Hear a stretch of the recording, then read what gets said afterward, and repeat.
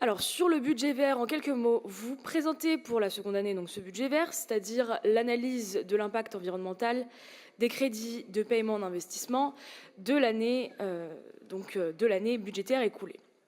Nous notons donc que cette édition progresse vis-à-vis de l'édition précédente, avec un affinement de l'analyse produite, bien que celle-ci demande à être précisée. En effet, ce sont plus de 380 millions d'euros d'investissement qui échappent encore à une analyse sur leur impact environnemental, soit 18% d'un budget d'investissement concerné de 2,1 milliards d'euros.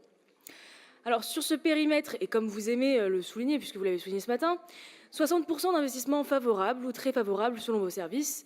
Oui, mais surtout, parce que c'est là le fond du sujet, 18% dont on ne sait aujourd'hui pas qualifier la nature et 9% d'investissements écologiquement défavorables. Cela ternit donc inévitablement le tableau d'une région verte telle que vous vous plaisez à la peindre. Mais ce sont plutôt les années à venir qui nous concernent et qui nous inquiètent.